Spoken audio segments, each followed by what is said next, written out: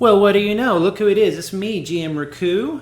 It is the 18th of August, 2014. It is not June 9th. If you're watching over at twitch.tv/Luna_Illyriad, which means moon Illyriad, by the way. If you're watching that, yes, it might say June 9th for you because Twitch is notoriously buggy about that. But it is the 18th of August, 2014. It's been 2 months, basically, since we've done one of these strategy streams. Mainly, I moved to a different city, 3 hours south. And then I'm also I'm on a new connection. I'm on all sorts of. I'm in a new room. I don't know if you can hear the massive echo here because it's a brand new house, so we don't have all that nice curtains and stuff hanging just yet. So it might be a little echo in here. But my name is, of course, GM Raku, and today we're going to be talking about combat on this strategy stream. If you're a Twitch user, you can go over to twitch.tv/Luna_Illyriad, ask your questions in that chat room. If you're in Illyriad right now and you want to ask a question in that chat, go for it. I might just miss it though, because as you can see, it's not a little small. It's just, I'm talking to two people and I might not see it. So if you ask a question and I miss it, because we will have an opportunity to ask almost anything you want to ask near the end of the show, here the stream. If I miss your question, just repeat it again for me because I am old. But anyway, today we're going to be talking to two special best friends of mine. That means after the stream you can attack them with all your armies. First we're talking to Artefore, right, Artefore? Yeah, more or less. Yeah, and he was worried about his link being good, his internet, but you sound great to me, Artefore, so congrats. Thank you very much. And, and by the way, Art, how long have you been playing Illy? Oh, gee, I actually looked this up. I've been playing since October 2012, September 2012. Okay. I'm a member of the Order Alliance. Okay. 12th or 13th ranked in the world, and I'm a council member in that alliance. Yeah, I'm glad you said something about council. I'll just say that's a teaser for something I'm working on and I'll have up this week. Oh boy. Player council stuff. I've been working on it for a while. And then we're talking to Ryklaw, right? Ryklaw? That is correct. How are you doing? Doing just fine. It's a privilege to be here. Okay, very good. And thank you for joining me. I actually asked like 5 or 6 people. People are like, you have to ask these people. They are combat experts. They're just amazing combat veterans. And so I emailed them, and they were like, I can't talk on a mic. So these the people who are probably killing you in game are kind of shy. So feel sorry for them. But these two were nice enough to join me in game. If you'd ever join me on the stream. If you ever like to join me on a strategy stream, just holler. If you have an idea you want us to discuss, if you have questions, in-game mail me, send it to Twitter, whatever. You can also ask your questions at Twitter if you need to as well. But again, there's a lot of spots and I might miss some of them. Okay, so first we're just gonna get right into it, but we're gonna do a little bit. Ryklaw, why don't you for me? Why don't you you didn't throw out your alliance name and all that. How long you been playing? Why don't I what? You didn't throw out your alliance name and how long you've been playing. Oh, yeah. Actually, I'm with Vicro, okay. Rook of Vicro, but have left there to join PIG. It is a peaceful Illy group trying to establish a future of peace. So we're here to talk about military, and I'm in a peaceful alliance. So I don't know how that's going to work. Well, we're not necessarily talking just about destroying other players, because as you know, you can also attack NPCs. Illy is, ironically, a lot of people don't know this because they hear it's a free-for-all PvP game. They think it's some kind of everybody's murdering each other left and right, but they really don't. You can play peacefully, and Pig might be able to talk a little bit about that, about the peaceful nature of Illy, if you want it to be. Of course, if you want to go around murdering people, you can do that as well. Yeah, well, we plan on attacking the devs. Let's see. Go ahead. People ask me that all the time. We do have a permanent rainbow up. I actually started a few accounts several months ago. Oh, somebody's moving. Oh, somebody's got a bad connection. You just shocked my brain out of my head. I think it's you, Rick. Oh, Queen Elf was despammed. You can't say something like that like 5 times. Calling me old. You deserve that spam. Despam. Call me old. He is old. Yeah, but by the way, guys, I'm watching the chat, so if you don't behave that's not spam. If you do, I'll just go back and knock you in the head. Okay, so I have actually lost the email I had up on my screen that I'm sent all the questions to you, Art. So I'm going to ask that you have the questions there, right, Art? 1 sec. Yeah, open up your mail and grab those questions for me. You're going to be the questionnaire person. Oh boy. Okay, because we're going to end up talking about other things anyway. So what we're going to... Go ahead. Well, what was that, Rick? You said you also have them open? I also have the questions right here. The second question is what are some of the first steps to take when an army is important to a player? Okay, this is a good one because what we're talking about is, let's say because we get a lot of newbies, and the first thing they wonder is, how important is the military? What should I do with my military? Stuff like that. So, Rick, let's let you go first. How important is the military? What should a newbie do first to kind of get into that, if they should? Well, I would suggest to a newbie, if they're interested in the military side of Illy, which is a lot of fun, that the very first thing they do is not to build an army, because it will draw down resources so much and actually slow down the pace of you getting started in the game. If you get up and get a few cities going, then military will be a lot more fun. But if you immediately jump in there and start developing your military, the military has a drain on your resources, which will keep your cities from being developed. So there's a lot to learn in Illy, and I suggest you take your time. Yeah, I was going to say that's a pretty common thing I hear, is that the military can be an extreme drain on a person if they just start into it right away. I've actually learned that just myself in playing Illy years ago, as I've been playing it over the years. I never really got that far, but I always learned that a military will kill you as far as resources. You really have to know what you're doing. Artefore, what do you think about that? What are some of the first steps for a newbie if they want to get into the military? Well, I completely agree with what Ryklaw has said about that. But I think that if you do want to start an army after you've waited until you're large enough to, I think really the cutoff for maybe if you really want to start an army, that about 1,000 population is where you want to start building an army. And maybe I'd start hunting NPCs because they give easy EXP for your commanders. And really the thing that you have to keep in mind is that the troops that you're going to start out with, your spearmen and your bowmen, are not going to be the ones you want to attack with. It's really the higher tier ones, the infantry and cavalry, that you want to attack with. A little bit, but yeah, well, you don't have to worry about giving. I know that whenever I talk to a lot of people about coming on here, they're really worried about giving like insider tips. So if you start getting into uncomfortable areas, don't worry about it. You don't have to tell people your strategies or anything. No, a lot of people worried about that. I'm actually happy to do that. Okay, good. I like to brag about my strategies. There you go. But anyhow. So yeah, you want to attack with your infantry and cavalry troops when you're hunting NPCs, and otherwise too. Okay, very cool. So yeah. Okay, very cool. So what was my next question there? Actually, before we move on to that, Art, you had a question that you had brought up that I think you wanted to kind of talk about. And no, we're not talking about your furious indignation that you just wrecked in the GC about the prices of the new city customizations, which we'll talk about in a bit. Besides that rant you went on for 20 hours earlier, what was that question you had that you kind of wanted to go into a little bit? I wanted to talk about building troops more than deploying them. Okay. And really get into the two main types of building troops. One thing that you'd like to do is build up lots of troops.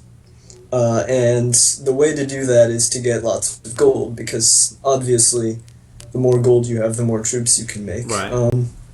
And one of the best resources you have available to doing that is your troop cost reduction buildings, which are like the infantry, it's called the infantry quarters. Let's see. Spearman's billets. I believe I have that. Infantry quarters levels. Level 1. Right, go ahead. Yeah, and you want those kind of buildings in your city to reduce the cost of the troops. Now, is if this is a newbie building one of these now, should they just stick with the level 1, or should they upgrade that and keep building up that bonus, or does it cost more as a level, or is that going to be a problem? Well, I hear a standard goal to reach is to reduce your upkeep by 50%. Okay. And that is a 2 level 20s and a level approximately, let's see here, about a level 13 or 14. Okay. And obviously that's not a reasonable goal for a new player, but as you get your larger cities, about 50%, and I've heard more. 50% is where you want to be. Okay. And then the other side of troop production is making them fast, and that's the kind of thing you want to do in a war situation or a tournament.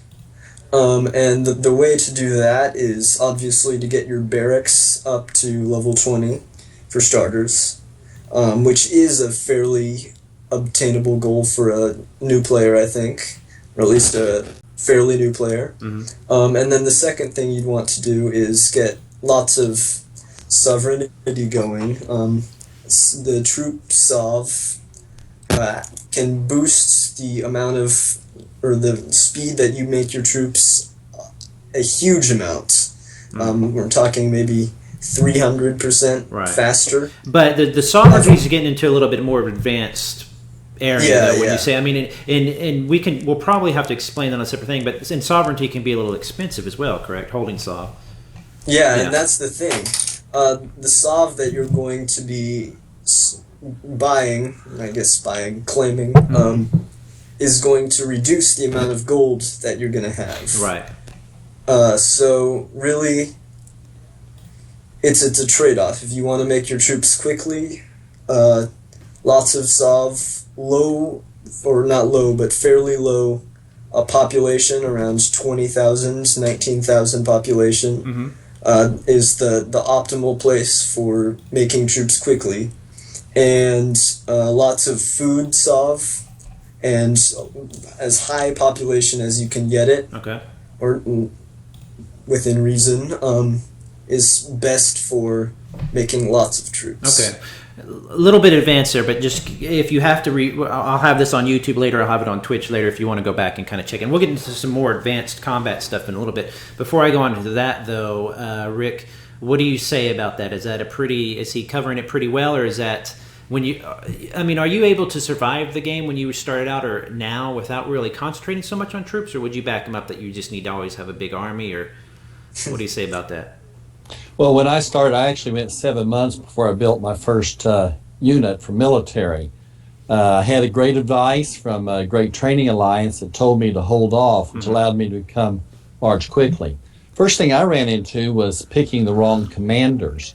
I did not understand that T1 has an advantage for your defensive, while T2 has advantage for your offensive. Now, explain T1 real quick and T2. Remember, we're talking to newbies here a lot of time.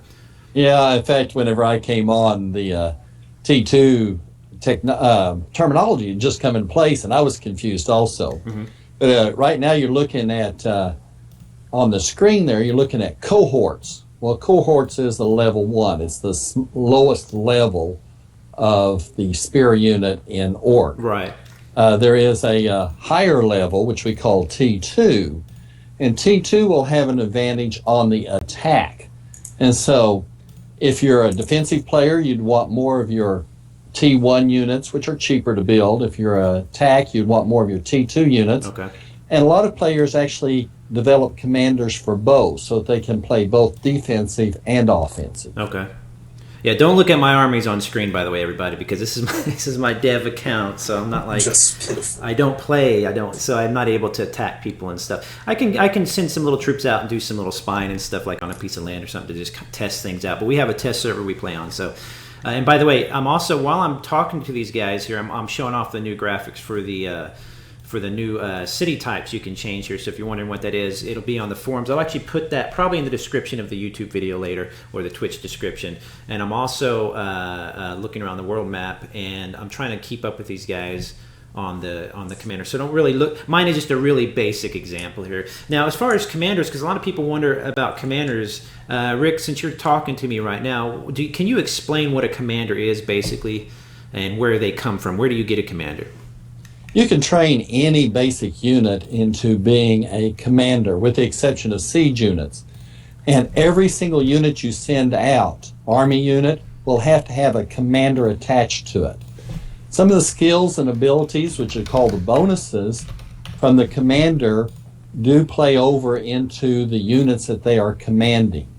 So you will want to train a commander up to a maximum of 5. Actually, you can have more than that if you retire a commander, but you can only have 5 active. Okay. So, in fact, there was Fluffy, who is a retired player, made an excellent illustration or forum on the commanders, which is great study for any newbie. Okay. And that's on the forum there? Yeah, Fluffy. Okay. All you have to do is look for Fluffy. He did a good job there. Okay. And I would go to the forum right now, but if I did, you'd see all my top secret stuff, and we don't want to do that. So yeah, go to the forum is actually just a fantastic spot for all sorts of stuff. All sorts of information. How much, Art, now you've been playing for a long time, but how much did you rely on like the forum or other players for combat tips, information, stuff like that? Well, like Ryklaw did, I had a great experience as a new player. I had a leader who knew all of the ropes, so to speak. So I really didn't get into the forum that much until I was a little bit later along in the game. But once I got there, I realized that it is really a great resource for really anything that you want to look up. Lots of guides and also lots of fun stuff and politics and intrigue, and sometimes it can get a little bit wary, but yeah, it's not bad. It's a good forum, I think. Okay, so while we're looking at commanders here, let's go ahead and explain army. For example, you don't have to tell me the exacts, but let's just make up an example of your head if you don't tell us your exact layout here. But how many armies do you keep on hand? Do you keep one for defense, one for attack, one for? Or do you have different armies that do different things? Ryklaw, let's go with you. Well, actually, I don't keep my armies in place for defense. If you have good neighbors, you've established a perimeter, Let me see you mine. have quite a warning before any armies come to attack you. And so I can always set up the defensive armies in plenty of time. As far as attacking armies, I have those set up basically for killing NPCs, because again, I have nothing but peaceful people living around me, so Wow. I will have just 4 or 5 armies set up for Solve, for NPC, knowing that I can quickly convert to a defensive army if I see the army coming. Okay. So you're saying that what you're kind of saying is that it also depends on your location in the world. That's true. If a person's interested in military and they're interested in more than NPC, they want player versus player, they're going to have to locate in an area where they can develop some enemies. Meaning NPCs and stuff like that, and some other. I see what you're saying. Yeah, because I've seen people who want to play it peacefully. So what they end up doing is they'll either use a free tunnel or whatever. They'll get out there in the world somewhere peaceful by their friends. And then what tends to happen is, because we have created combat to be kind of quote unquote realistic in Illyriad, it's really kind of hard to just flat out attack somebody. It can be expensive. And stuff like that. So, and speaking of which, since we're talking about settlements real quick, we're talking about kind of an establishing a place in the world. Muncie 28310, whoever that is in Illy, I don't know. But they said, don't forget the settlement thing. If you want an archer city, make sure you have 5 iron and 5 wood. Obviously, you don't want to settle on 3 wood because the archer's field would completely drain your wood. So, Art, you can comment a little bit comment on that a little bit. What do you think about the whole location? Make sure you get 7 to food and blah, blah. Do you bother with that? Yes, I do. 7 food is the most important thing if you want to maintain a large army, period. It's such a huge advantage over 5 food players in terms of army size. 40% more food, really. So I highly recommend 7 Food. What they're getting at about iron and whatnot is that what I was mentioning earlier, the troop cost reduction buildings, all of those require not only food to make, but also other basic resources. So for instance, your, let me get an example here. Your spearman's billets require 2,700 food or clay per hour and 1,100 iron per hour at level 20 to maintain. So if you have, for instance, a city that's going to make a lot of spearmen that only has 3 clay, you're going to be in trouble because you won't have enough clay to maintain a bunch of those buildings and have high taxes because you'll go quite negative in the clay and have to ship some in. Right, and what we're showing, and you'll see this a lot, and actually in the Broken Lands, it's actually, there's even, I think, more dynamic spaces, as far as the numbers that are on different squares. For example, if you hear somebody say, oh, you should land on a 7 food square, which is, people are always screaming that at newbies. If you hover over a square like this, you're going to see that different squares have different numbers. A lot of these are, all 5s. Mine, for example, is a 3 wood, 7 clay. I don't even know why. I think they just spawned me here. I'm not sure. My little city here. My other city, just for fun, I settled way down in the Long White, on the edge of the world. It has literally 0 wood, 3 clay, and 1 of everything else. So it's barely growing. But I like that kind of a thing. I like that it's really, where you go in the world is actually quite. It can be very harsh. You have to be careful about that. So, like for example, if you see this little standing stone square, being that it's a standing stone that has stones in it, you're going to have 14 stone in it. So different squares will give you different bonuses to different types of resources. So the food is the most important to an army, probably, right? As far as the square. Yes. Okay. So if you ever hear that newbies, in game, people saying, make sure you get a 7 food or whatever. Look for that. Now, like I said, I'm in Broken Lands right now, so let's zoom out here a little bit. You can look around different squares. All right, I'm going to go look at your cities, and I'm going to see what you're on there, what square you're on. Let's see here. See, like, for example, you're the one that, didn't you win a contest for helpful profile or something? Yes, I did. So let's look at our... Let's look at our... My profile is not very helpful. It's got a link to someone who's... very helpful. Okay. Well, we're going to show everybody here. Oh, this was your... Oh, I liked yours a lot. You had the buttons built in here, which I thought was really cool. Now, is that a little custom piece of something you did, or what? No. It's actually an option under the edit profile thing. Yeah, it's a... Let's see here. I had no idea. But while he's looking that up here... Not totally sure how I did it. If you click... Okay.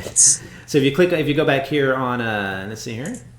Helpful links, you go there, you go to profile, and it'll give you lots of pictures and some other links. And there's a lot of players. If you look at profiles, if you take some time and just troll people's profiles, you're going to see just a ton of links and icons and information. If you have to, if the rules, for example, are always on my profile, but if you want to get like information about icons or places in the world, just ask in chat. Somebody's going to say, here, go to this profile if you want, and you're going to have a ton of it. So we're talking about food. And so for you, Ryklaw, now that you're in a peaceful alliance, are you as worried about food and where you're in the world, or is it a little less of an issue for you?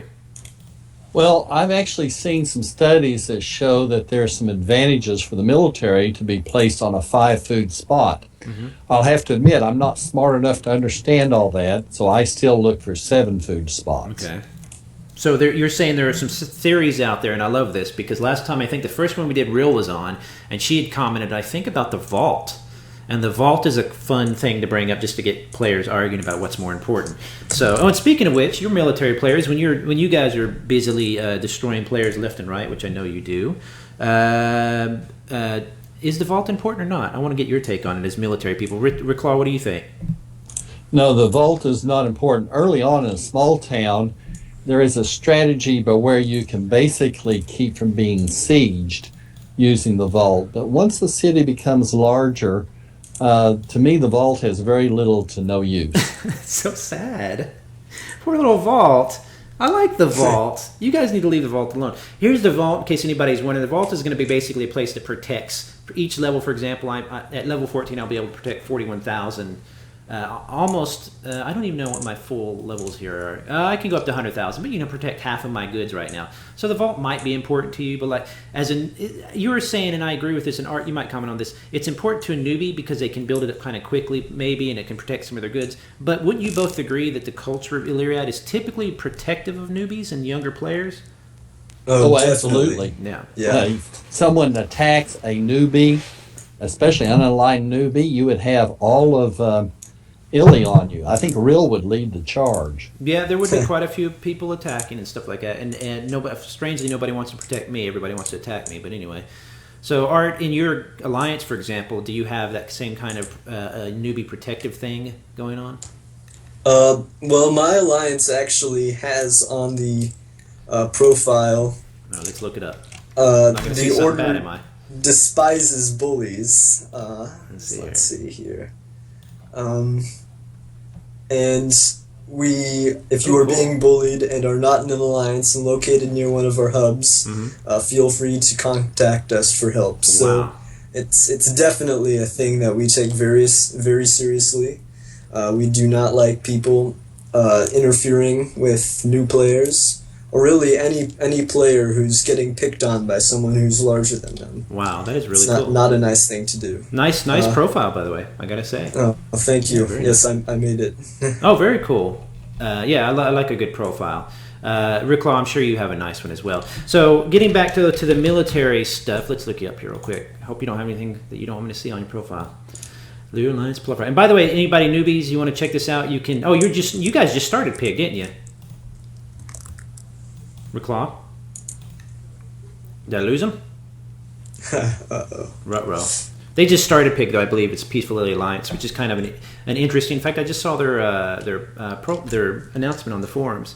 So, Art, since he's out for just a second here, let's go back to the questions that we had earlier, if you want to pull one off of there real quick. Yeah, sure. Actually, I would like to talk a little bit more about the vault. Okay, go for it. So I've heard a very interesting theory from a very old veteran of this game, who's been playing a very long time. Okay. Sir Bradley. Sure. And what he has said is that it's actually useful when you're fighting off a siege and you are negative in something, because if someone tries to thieve you and you're, say, -1 food, and they take all of your food, it's going to de-level you. The most recent building that you built is going to de-level. So it can be useful to have that vault handy if you're getting sieged, but that's really the only time, I think, that you want to have it. Otherwise, it's a lot more useful to have thieves or a rune up or good alliance. And thieves, just so people know, thieves are protection against other thieves. During your diplomatic overview, you can train thieves there. I think, by the way, mine will be a little confusing to anybody who's looking at my profile right now or my army. I have all the researches unlocked because I'm a GM, so I can do things and look at things when I need to, like for bugs or whatever. So a lot of these you'll see that are advanced units, but I can't necessarily make them because my consulate's lower level. But these will give you a good idea. You have thieves, so let's talk a little bit about thieves. Ryklaw, are you there, by the way? Oh no, we did lose him. Let's see if I can get him back here in a minute. But thieves, hopefully that's not going on there. Okay, let's see. No, he's still on here. Let me just ask him. Rick, you there? I think we lost him. You might check, Ryklaw, if your mic is just muted or something. No, I'm still here. I'm sorry. I had someone else step in the office. Oh, okay, that's fine, as long as you're not dead. I'm back with you now. Okay, and Art, you're still with me too, right? You're not dead? Okay, Art's now dead. And don't say American cheese or I'll ban you forever from the game. Okay, so thieves, when we're talking about military, we're often talking about troops and killing and murder and all that good stuff, which is all the reason that Illy is a lot of fun. But how often do you guys use thieves, or is it a tool that's important to who is a military player? Ryklaw, if you want to talk on that a little bit. Well, I used to use thieves, but when you're trying out Illy, you make some mistakes trying to learn all the things, and so I don't use thieves as much anymore, but it's another part of Illy. Yeah. Do you think that do you feel kind of personally about them that it's a little bit of a, maybe, because I know that some people feel that they don't want to use them, it's a little bit dishonorable. Well, the thing is, this is a game. You can play whatever character you want. And some of the, we've missed out on some of the players of Illy. You used to play the characters, even using the voices. Sure. Some of them play the cutthroat that are play a mean guy with one character and will play a nice guy with the other. And that's all part of being a game. I don't mind people adopting characters within a game that is outside of what they would live their normal life. Sure, yeah. Exactly. You hit the nail on the head. In fact, I love people who play a character and stuff like that. Exactly, especially if it's the role playing as one of the characters specifically in game. Let's say a thief or a specific race or something like that. Okay, so Art, are you a thief user? Do you like to kind of soften somebody up with thieves and stuff, or do you kind of think they're dishonorable or no? I'm not so much of a thief user. I'm more of a army user. Okay. I have thieves in all of my cities, just in case someone is a thief user, but I don't actually send them out. Actually, you can look at my diplomatic score, and I have never used a thief. You're challenging me to look at your diplomatic score. Well, and 0. I think that a lot of people, what they do is they use them as a defense. You know, they put them in their town or whatever it is, and then they use them as a defense, which is completely a really common way for people to use that. Let's get back to armies real quick before we close out the stream, because we don't want to go too long. By the way, if anybody has any questions for me, you might want to get them in now, because I'm going to be closing it up, and you'll be like, I wanted to ask a question. You can either ask it over there in twitch.tv/Luna_Illyriad, but you have to have an account, or you can ask it in GC, and I might. Did you send me some gold, or I might be able to answer that? Oh, yeah, let me speed that up. Hang on here. Okay, are you ready for the next question on our list? Well, what I want to do, let's just skip that for right now, because we're running a little bit long. What I want to do is actually go through the process of forming an army, and I'm going to attack these elementals near my house. No, it's not my house. It's my... Okay, so first thing I want to do is, let's say I've built an army. So you want to create an army, which means you need to make... What's the first step? Make a commander, correct? Art, if you want. Yeah, first step to building an army is... well, obviously you have to make a troop to build a commander, but once you have that troop, you can make a commander. Call them whatever you want. Okay. I call my commanders 1, 2, 3, 4, etc. Okay, that's effective. Very original, I know. Yes. So you have a commander, and your commanders are in charge of your particular armies. Right, and you also have to form an army, and once you do that, you're not gonna be able to put any troops in the army because you have to form a division. Right. And commanders actually don't command armies; they command divisions. Okay. So once you've got your division made and named, you can appoint your commander. Mm-hmm. So here's my division right here. I've named it People Meaning. I don't know why. My army's name is Killerness. Again, I don't know why. And the commander is I forget his name here. I think Jim is the commander there. What does it show? I always forget. More original than one. Well, I've got Jim, Billy, Bob, and Roy. Roy's my dog's name. So, but let's say if I wanted to go create a new division down here, why would I want to create a division? What would be the point of a separate division? Well, if you have multiple divisions in your army, you can appoint multiple commanders to that army. Okay, so let's make another division called R24 is crazy. There you go. So I made that. I created that. Yeah. So now I can go. Now what I need to do is appoint a commander. So I can do the drop down here. And let's say Jim's going to be the commander there, pal. So now he's in. I have a commander in the division inside the army. Right. Okay. And multiple commanders in an army aren't going to be actually useful until you have some experience for that commander. Because what having multiple commanders in an army does is it allows you to have double the bonus of their heroism. Okay. Which is a commander skill. Okay. Once you get enough EXP, you can upgrade your commanders with these skills. All right, let's stop right there, because what we want to talk about, and I'm going to let Ryklaw talk about this. You have a couple commanders, I take it, Ryklaw, that you favorite. Your buddies. Right, I do. What are their names, if you don't mind me asking? I think I just call one Cav 1 and the other Oh, one come Cav on, 2. I'm not guys. very inventive on this. I'm Don't you sorry. love your commanders? They're out there fighting. And you're like, hey, number one. And he's like, I have a name. All right, anyway, so what he's talking about is gaining XP. So your commander, you put in charge of an army. We'll get back into that a little bit. Once you have that army and that division, you send that army or whatever out on the map. I'll show how to physically do that. And you get XP how? By attacking creatures, armies, or what? Just NPCs? Right. You're going to also want to pay attention as to the train that you're going to send to, which army you're putting together. I noticed that you only have 2 types of troops there. Yeah, but as you're putting your army together, you do need to pay attention to the terrain that you're going to be attacking. Right. Meaning, let's say if here's a wooded area or plains, for example, certain units do better on plains than others. Yeah, we should talk about that. Is that right, Ryklaw? That is correct. Okay.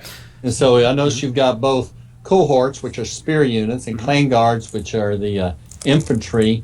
And it looks like you're getting ready to attack an elemental down there that is sitting. I have no idea on what.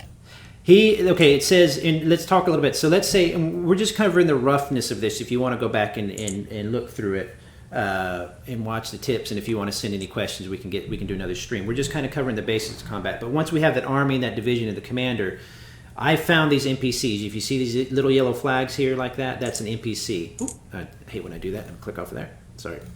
So you click on that, and it's going to say it's a group of escaped Earth elementals, a handful. How many is in a handful?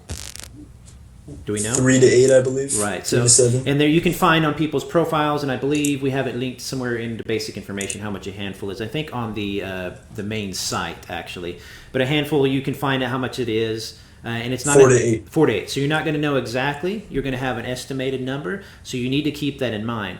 So once you have that, you can. What's the first step? You send Are you going to send some spies down there or scouts to check it out to make sure it's safe?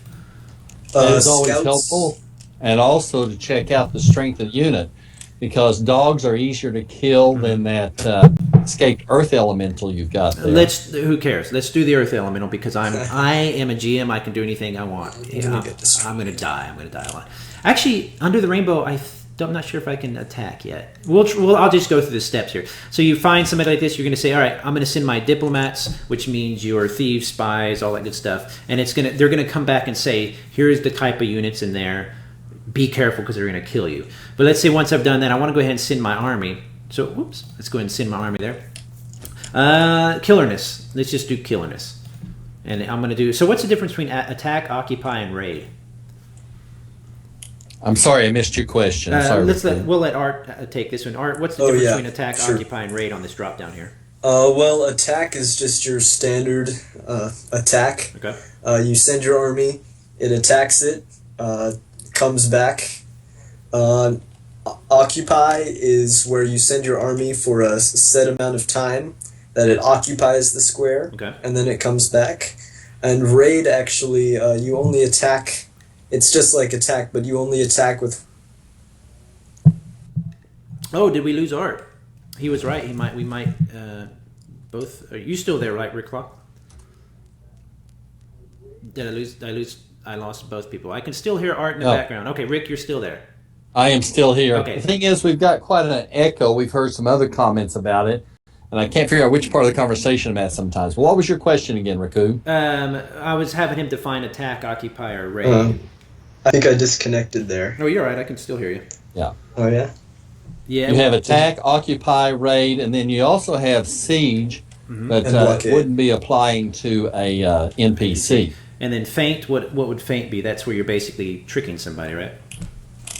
Right. Okay. Feint when you're going to pretend that you're attacking, you have a little box over there to your right is feint. And so it runs up to the NPC and turns around and runs back without engaging. Right, and it's a good way to trick newbies into thinking you're going to destroy them, like happened to me when I first played. And then covert, what would that be?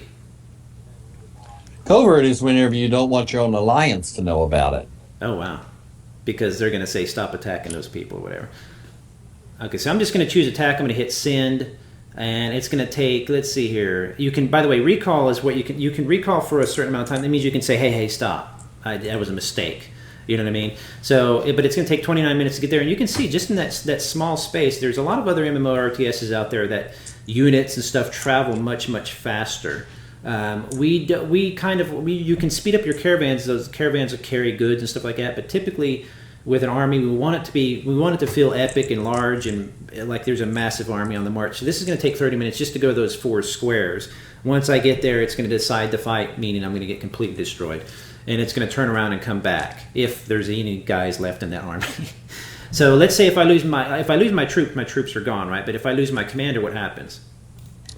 You have then the option of resurrecting commander. Fortunately, Illy does not make that commander dead permanently, and you get to keep its experience. Okay, very good. So you can raise him up if he does die. So attacking other players, let's go over that real quick, and then we've got about 5 more minutes. I wanted to do about 45 minutes. If you have any other questions, by the way, people, and by the way, I apologize for the echo if there is one. I have, like I said, a new house, a new setup, and everything's still getting tweaked. It might have flummoxed on me just a little bit. I hope it's not an echo like a really bad one. But anyway, let's say if you wanted to attack other players here, I'll attack Art real quick with my GM Mammoths and just destroy him out of... No, I'm just kidding, I can't. But let's say if I wanted to attack this other player here, is it basically the same kind of concept? You want to scout first, see what he has there? Well, if they have scouts in their cities, you send scouts, you better have much more than they have. Otherwise, your scouts are not going to be able to tell you anything. Right. So it's pretty much a... It's a method of numbers, basically. You want to just have more scouts and or thieves than that player has in their town. That is correct. Right. Now, there is a possibility you can scout somebody and they don't find out who you are. Is that correct? That is true. Yeah. You can easily get caught, and they're going to wonder why you're so interested in them. Yeah. Same thing goes true with thieves. Yeah. If you thieve somebody and basically they catch you, they find out that you're the one thieving them, they're going to either, probably from what I can see from from the active players in chat. Now you got to understand, most players aren't in chat. Most players are in the world not in general chat, because you can turn general chat off. So the number in general chat is not accurate to how many players are playing. It's a lot more than that. But the ones in chat, at least that are active in there, will ask in chat or will send an in-game message and say, hey, why are you attacking me? Or, they'll try and figure it out before they just murder you on the return. Now, Ryklaw, you're into Pig, which is a peaceful alliance. So what happens if you guys get attacked? What would your method be there? Well, all of us in Pig are big boys, and we better be able to handle ourselves. And since we're representative of a major alliance, it probably would be handled through our home alliance instead of handled through Pig. Okay. What do you mean home alliance? Thing is, I came from V-Crow. Okay. I was a rook in V-Crow, and I will be going back there. If someone has an issue with me or any one of my cities, I would trust my alliance of V-Crow and my rook there to be able to handle it with diplomacy before there becomes any bloodshed. I see. Okay, very cool. So you try to go through diplomacy. Why is it? Because it's just such a messy thing? Because it's so hard to fight? Or is it just... Is that part of the fun, is kind of diplomacy? That's the culture of Illy to look at diplomacy first. That doesn't mean you have to go that way. A military response, it's a game. It's quite adequate. Mm. Okay, very good. I'm glad you feel that way. How about you, Art? Do you kind of go to the diplomacy route first? Yes, I do. Well, obviously, I don't, because I'm just a grunt of my alliance, so to speak. But, yeah, we definitely try to use diplomacy. It's always the first option. Okay. And usually it succeeds. Usually. If it doesn't succeed, yes. Do you move to the next step and just murder someone? If it doesn't succeed, then you have a gigantic server war and people moan and counts die. That's the best thing ever, man. Seas shudder with everything. Now, I want to be clear, because people think that I'm often laughing at victims or something. I just love... What attracted me to the game all those years ago, I think 2011 it was, whatever. I think it might have even been 2002, but I think it was 2011. Was it even around? Anyway, it was 2011, and what attracted me was that the massive battles that you could have, the great epics, blood-soaked scapes, that that happened in this game. And so I think that whenever that pops up, you guys are kind of, there's some drama in game, and there's people attacking newbies, and there's some lines being drawn on the sand. As long as everybody's not breaking any rules, like calling each other Nazi or something like that, I absolutely love that stuff. So I get to sit back and enjoy it just because it's that epic nature of the game. But Art, as a player who's played for a long time, do you typically avoid those massive battles, or are you trying to cause them? Well, I'm never trying to cause massive battles. Okay. Except when I am.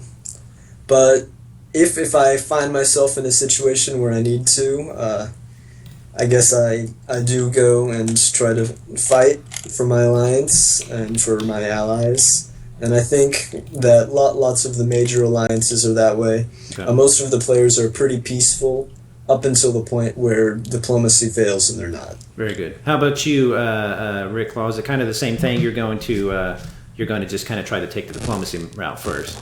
Well, I'm going to try diplomacy, and I do like peace. However, one of the best military strategists of the game, who has simply retired recently, was involved in a battle where over 1 million troops were on a square, and that was cool. very interesting to see. Oh, yeah. So the military has some excitement to it. Sure.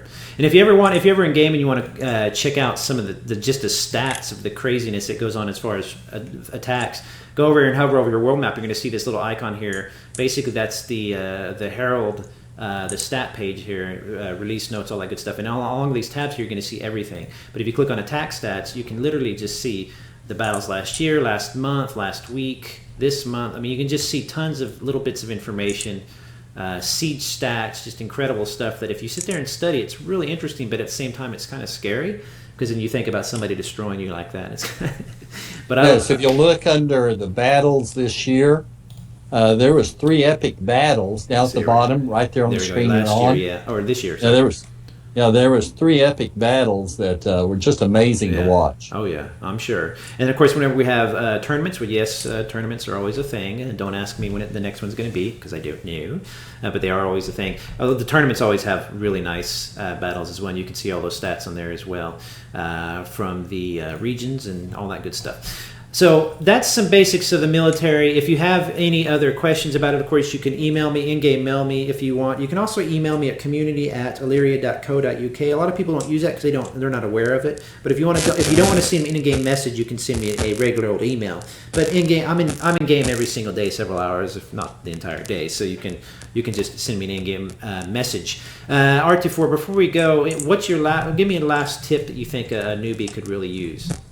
Last tip a newbie could use. Yeah, what would you say if you had a brand new player like myself, the permanent noob? What would you recommend? For example, I just threw myself at these elementals. What did I do wrong?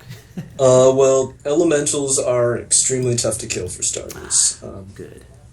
And really, the thing that you want to do to maximize the amount of damage you can do is check out the differences in how well that troop performs on various types of terrain. For instance, a cavalry gets a 30% attack bonus when attacking on plains. So you really want to use that cavalry when you're attacking on plains.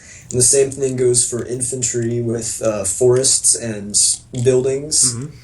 And if you had to attack or defend with spearmen, you would not want to do it on plains because they actually get less effective when they're on planes. So if you really want to maximize the amount of damage you do, keep in mind terrain modifications. Okay, so terrain is really important. Ryklaw, any last tips for a newbie, for example, myself? My last tip is develop relationships. The other players in the game and the alliances have tons of excellent advice. And they are your best resource on a day-to-day basis. See, I'm glad you said that, and I'm glad Art, you backed him up on that as well, but I'm glad that we're representing both sides of it because I do, as the person who gets to sit over the game and watch everything happening, I really get to see the different tactics people use. Don't get me wrong, there are a lot of bloody fights going on there. You can see it again in the stats page there if you just go and look at it. There's a lot of guts and gore splattered all over our game. But there is a lot of diplomacy, and that tells me that a lot of the players in the game are actually really intelligent and patient people, probably a little bit older. Our player base tends to skew a little bit older. It's not like 18-year-old to 12-year-old kids. It's just a little bit older than that generally.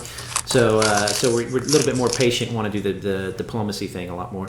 But that's great. I wanted to talk real quick, just show everybody what I was showing earlier, because we just released this today. Is the main thing we released is this, you're able to change the look of your city. Now, Art, did you change any of your cities at all yet? You were griping about the price earlier, so... I did not change any of the cities. You better get to it, buddy. On this account.